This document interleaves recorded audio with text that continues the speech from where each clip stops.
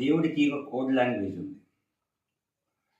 దేవుడు డైరెక్ట్గా వచ్చి ఎవరితోనూ మాట్లాడడు.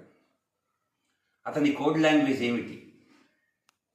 మన చుట్టూ, మన జీవితంలో మన ప్రమేయం లేకుండా ఏర్పడే పరిస్థితులు, మన పర్సనల్ లైఫ్లో అన్ఎక్స్పెక్టెడ్గా, అనుకోకుండా జరిగే సంఘటనలు, వీటిని డీకోడ్ చేయగలిగితే మనం దేవుడి కోడ్ లాంగ్వేజ్ని అర్థం చేసుకోగలం. ఎంత ప్రయత్నించినా ఎన్నో మనకు దొరకవు. అతి తక్కువ ప్రయత్నంతోనే, అనుకోకుండానే, అతి సునాయాసంగా కొన్ని మన దగ్గరకు వచ్చి చేరుతాయి. ఇక్కడే భగవంతుడి ఆంతర్యం ఉంది. గాడ్స్ విల్ అంటాం కదా, అది ఉంది. ఈ పరిస్థితుల్ని, మన జీవితాన్ని మనం డీప్గా గనక చదవగలిగితే దేవుడి కోడ్ లాంగ్వేజ్ని డీకోడ్ చేసినట్టే.